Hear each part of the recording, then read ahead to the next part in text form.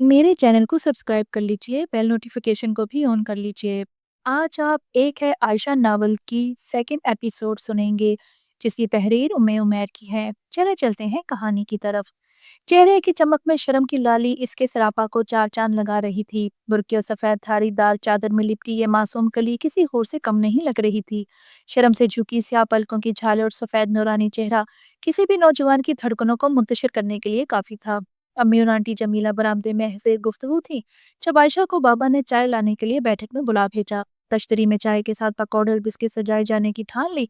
ऊपर से रुकैया जैनब की चहमगोइयां इसका सांस फुला रही थीं। तुम दोनों इधर ही बैठो और मेरी वापसी तक इधर से हिलना नहीं, तुम समझी?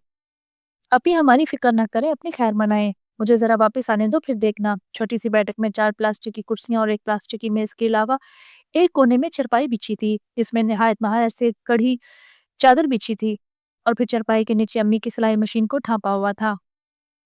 तश्तरी थामे वो धीरे से अंदर दाखिल हुई और हल्के से सलाम बोला, जिसको बामुश्किल बाबा ही सुन पाए। बाबा ने चाय डेलने का हुक्म सादर किया। कांपते हाथों के साथ चाय डेलने और डेलते नजर फौजी साहब के जूतों पे गई। दिल में सोचा, इतने बड़े पाँव इस बंदे का एक जूता पड़े तो बंदा 10 मील दूर गिरे। आशा अंदर ही अंदर सवालात के जवाब बात खुद ही दे रही थी। आशा का हसीन सरापा कैप्टन मुगीस की धड़कनों को बेतरतीब करने लगा। आशा को तो ठंडे पसीने आ रहे थे। एक दफा नजर उठाने की कोशिश की, लेकिन मुगीस की वालहाना निगाहों के ताप न ला सकी तो फौरन नजरों को झुका लिया।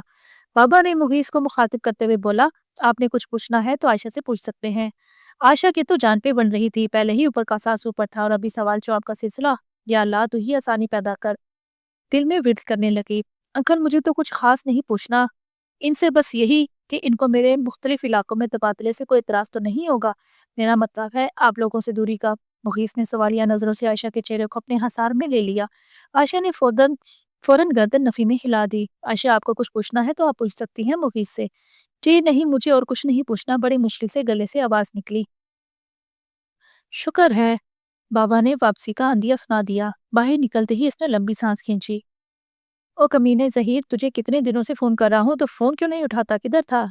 नहीं यार, बस इधर ही था। बस इस दिन पार्टी से रात वापसी पर डैड ने इधर धर लिया।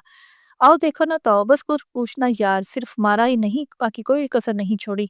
ज़हीर अफसरदा दिल के साथ अब्दुल्ला को अपना दुखड़ा सुना रहा था। कोई नहीं यार, तू दिल क्यों जलाता है, ये आनी जानी बात है। अब्दुल्ला ने वक्ती तौर पर तसल्ली दी। नहीं यार, अभी तो मुझे अपने ऑफिस आने को कहा है और फिर चारों ना चार जाना पड़ रहा है और वापसी पे इतनी थकावट होती है। अच्छा तू सुना, क्या हो रहा है आजकल? किसके साथ नई दोस्ती चल रही है? सहीर ने पूछा। कोई एक हो तो पूछ। अभी तो नाम भी याद नहीं रहते। वो याद है पार्टी वाली रात सुमेरा, जिसको हमने घर वापसी पे लिफ्ट दी थी, वो बड़े मैसेजेस भेज रही है। मिलने का भी इसरार है इसका। किस दिन चलते हैं इससे मिलने, ठीक है? सहीर ने हामी भर ली। और छुट्टी कब हो रही है तुझे? अब्दुल्ला ने पूछा। ओ यार, अभी 4 दिन ही तो हुए हैं जाते हुए, छुट्टी का पूछना। डैड ने मेरी दुर्गत बना देनी है।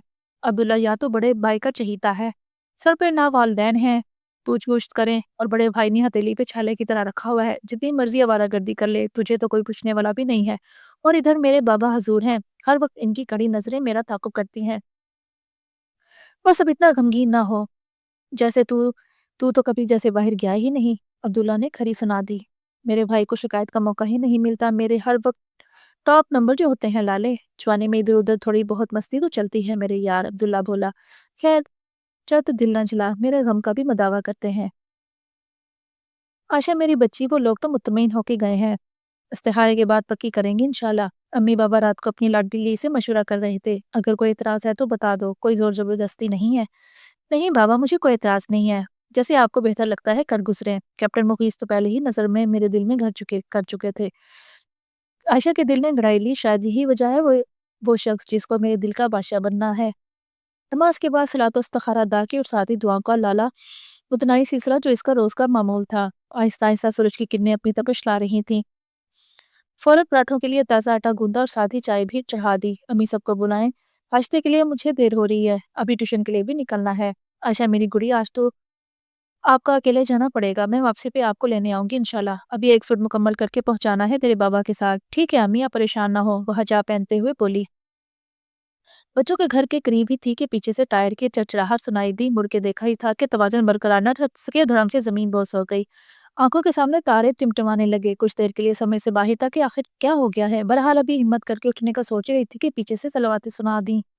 کوئی حالات کا ستایا ہوا ساری بھڑاس اس کے اوپر نکالنے کا تہیا کر چکا تھا۔ او بی بی، اگر ڈھنگ سے چل نہیں سکتی تو اتنا بڑا تمبو کیوں پہن کر آتی ہو؟ اس جگہ سائی پہ عائشہ کی آنکھوں میں آنسو منڈائے، لیکن خود پہ ضبط کر کے اٹھی اور بہت سوچ کر مخاطب کو کرارا جواب دینے کا سوچا، لیکن آخر خاموشی میں ہی جانی اور اپنی منزل مقصود کی طرف روانہ ہو گئی۔ ابھی گیٹ کے باہر ہی تھی کہ وہی بد اخلاق انسان ہارن پہ ہارن بجا رہا تھا۔ بدحواس ہوتے ہوئے چوکیدار نے گیٹ کے دونوں پارٹ کھول دیے۔ گاڑی فراٹتے بھرتی وسیع لان کے ایک کونے میں رک گئی۔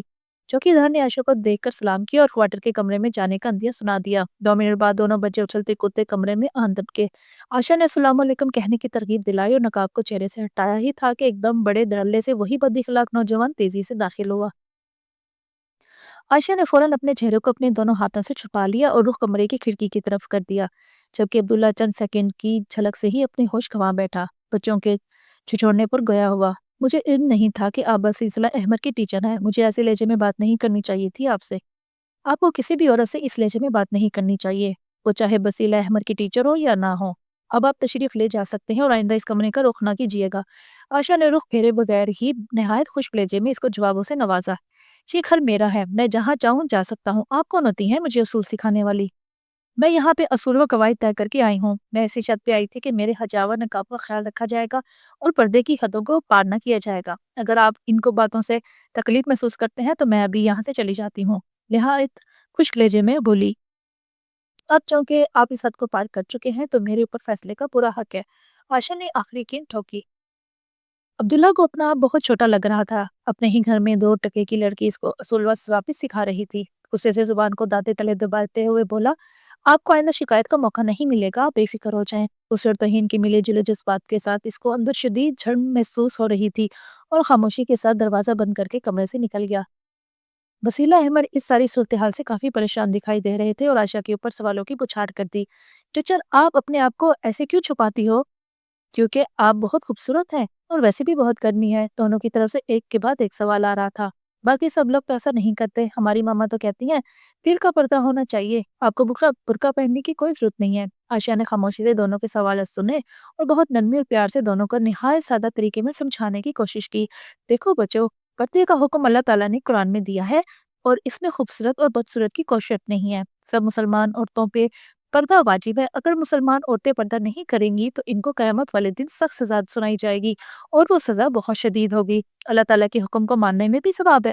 میں یہ سب ثواب کی نیت سے کرتی ہوں اور جہنم کی آگ سے ڈرتی ہوں جو دنیا کی آگ سے بہت شدید ہوگی۔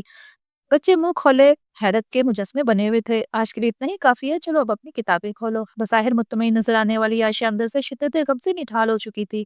آج 3 گھنٹے اسے تین دنوں جتنے لگ رہے تھے۔ گھر واپسی پر امی کو دیکھتے ہی ایک ہی سانس میں ساری رودات سنا ڈالی اور ساتھ ہی اپنا فیصلہ بھی سنا دیا۔